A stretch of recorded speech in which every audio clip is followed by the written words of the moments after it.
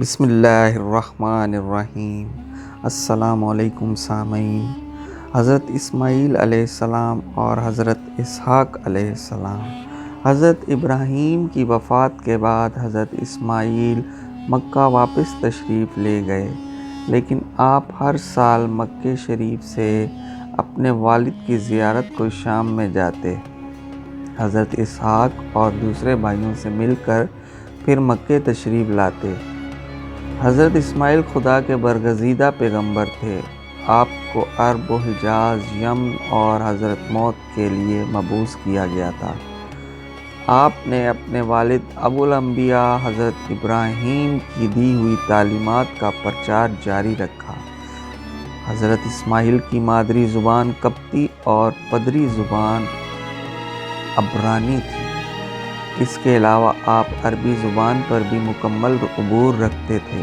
دین ابراہیم کی تبلیغ و اشاعت کے لیے ان زبانوں میں حضرت اسماعیل کی مہارت بہت کارگر ثابت ہوئی۔ حضرت اسماعیل کی شادی قبیلہ بنی جرہم کی ایک لڑکی سے ہوئی اور آپ کی بیوی مکہ کے شریفوں میں سے تھی۔ روایات میں ہے کہ حضرت اسماعیل کی شادی کے بعد ایک بار آپ کے والد حضرت ابراہیم آپ سے ملنے مکہ تشریف لائے تو جناب اسماعیل گھر نہیں تھے اور آپ کی بیوی گھر تھی، لیکن وہ انجان تھے حضرت ابراہیم سے۔ آپ نے حضرت اسماعیل کا پوچھا، کہا گھر نہیں ہے، کہیں گئے ہوئے ہیں۔ اس کے بعد آپ نے گھر کے حالات کے بارے پوچھا تو وہ کہنے لگی کہ برے حالات ہیں، اسماعیل کام کرتے نہیں، بس گزارے لائق ہی کماتے ہیں، باقی اللہ کی راہ میں لگے رہتے ہیں۔ اس طرح حالات کا رونا روتی رہی اور حضرت ابراہیم کو کھانے پانی کا بھی نہیں پوچھا۔ تھوڑی دیر بعد حضرت ابراہیم اٹھ کر جانے لگے تو بی بی سے کہا، جب اسماعیل آئیں تو انہیں میرا یہ پیغام دینا کہ گھر تو خوبصورت ہے لیکن دہلیز اچھی نہیں ہے، تو اسے چاہیے کہ دہلیز بدل لے۔ جب حضرت اسماعیل واپس آئے تو فرمایا کہ مجھے یوں لگتا ہے جیسے میرے والد آئے تھے اور ان کی خوشبو اپنے گھر میں پاتا ہوں۔ بی بی سے اس بارے استفسار کیا تو لاپرواہی سے کہنے لگی، ہاں ایک بزرگ آئے تھے، پوچھا کچھ بات ہوئی؟ کہا ہاں گھر کے حالات پوچھ رہے تھے، سو میں نے بتا دیا کہ گزارا مشکل ہے۔ حضرت اسماعیل نے پوچھا، ان کی کوئی خاطر خدمت کی؟ عورت نے کہا، کہاں سے کرتی، گھر میں کچھ ہوتا تو کرتی۔ آپ نے پھر پوچھا، کوئی پیغام تو نہیں دیا؟ بی بی نے جواب دیا کہ ہاں اتنا کہہ کر گئے کہ جب آپ آئیں تو آپ کو ان کا یہ پیغام دوں کہ گھر تو اچھا ہے، خوبصورت ہے، بس ذرا دہلیز اچھی نہیں، بیکار ہے، اسے بدل ڈالو۔ حضرت اسماعیل نے فرمایا، وہ میرے والد ابراہیم علیہ السلام تھے اور تمہاری تنگ دلی اور ناشکری کی وجہ سے حکم دے کے گئے ہیں کہ تمہیں طلاق دے دو، سو ان کا حکم ماننا میرے لیے لازم ہے۔ اور اپنی اس بی بی کو طلاق دے دی اور دوسری جگہ شادی کی۔ وہ نیک عورت تھی اور جب حضرت ابراہیم دوبارہ آئے تو گھر میں دوسری عورت تھی۔ انہوں نے آپ کی خوب خاطر مدارت کی اور عزت و احترام سے نوازا اور حالات پوچھنے پر صبر و شکر کا مظاہرہ کرتے ہوئے فرمایا، اللہ کا شکر ہے کہ وہ نواز رہا ہے، ہم اس کی نعمتوں کا شکر ادا نہیں کر پاتے۔ آپ نے فرمایا، اسماعیل آئیں تو انہیں پیغام دینا، جتنا خوبصورت گھر ہے اتنی خوبصورت دہلیز ہے، تو اسے تھامے رکھ، دور نہ کر خود سے، واللہ عالم بالصواب۔ اور اسی بی بی سے آپ کے 12 بیٹے تولد ہوئے۔ ایک روز اللہ کی جانب سے آپ کو مغرب کی طرف جانے اور وہاں کی بت پرستوں کو خدا کی طرف بلانے کا حکم دیا۔ آپ 50 برس تک وہاں تبلیغ کرتے رہے، یہاں تک کہ تمام بت پرست مسلمان ہو گئے۔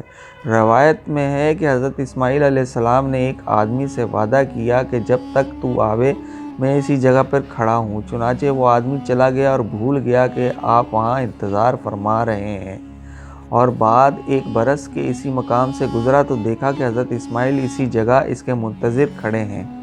چنانچہ قرآن میں آپ کو صادق اور الوعد فرمایا گیا، ارشاد باری تعالیٰ ہے، اور یاد کرو کتاب میں اسماعیل کو کہ وہ تھا وعدے کا سچا اور تھا رسول نبی اور حکم کرتا اپنے گھر والوں کو صلاۃ اور زکوٰۃ کا، اور تھا اپنے رب کے پاس پسندیدہ۔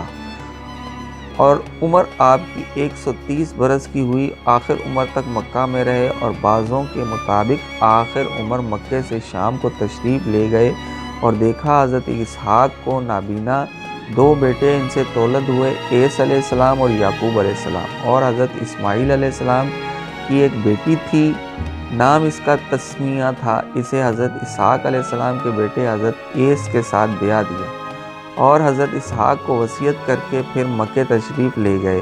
حضرت اسماعیل کے بیٹوں میں سے دو بڑے بیٹے بنایوت اور کیدار بہت مشہور ہیں، اور ان کا ذکر توریت میں بھی کثرت سے پایا جاتا ہے۔ عرب مورخین بھی ان کی تفصیلات پر روشنی ڈالتے ہیں۔ بنایوت کی نسل اصحاب الحجر کہلاتی ہے، اور کیدار کی نسل اصحاب الرس کے نام سے مشہور ہوئی۔ کیدار کی اولاد خاص مکہ میں رہی۔ اسی سلسلہ نسب میں نبی آخر زمان حضرت محمد صلی اللہ علیہ وآلہ وسلم کا ظہور ہوا۔ حضرت اسماعیل سیدنا علیہ السلام کے جد اعلیٰ ہیں۔ آپ حضور علیہ السلام سے کم و بیش 3500 سال قبل پیدا ہوئے۔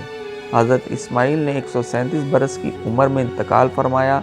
حضرت اسماعیل کا مدفن کعبہ شریف میں مزاب اور حجر اسود کے درمیان بتایا جاتا ہے۔ اسی مقام سے متعلق روایت ہے کہ آپ کی والدہ ماجدہ حضرت بی بی ہاجرہ یہیں مدفون ہے۔ انتقال کے وقت تک حضرت اسماعیل کی اولاد اور نسل کا سلسلہ حجاز، شام، عراق، فلسطین اور مصر تک پھیل گیا تھا۔ حضرت اسحاق علیہ السلام حضرت ابراہیم علیہ السلام کے بیٹے تھے اور اپنے بھائی حضرت اسماعیل علیہ السلام سے 13 سال چھوٹے تھے۔ ان کی شادی رفقہ بنت بتویل سے ہوئی اور ان کے ہاں 2 بیٹے پیدا ہوئے۔ ایک کا نام عیسو تھا، جسے اہل عرف عیس کہتے ہیں، وہ رومیوں کا جد امجد ہے، اور دوسرے بیٹے کا نام یعقوب رکھا گیا۔ انہی کا نام اسرائیل بھی ہے، اور اسی وجہ سے ان کی اولاد بنی اسرائیل کہلاتی ہے۔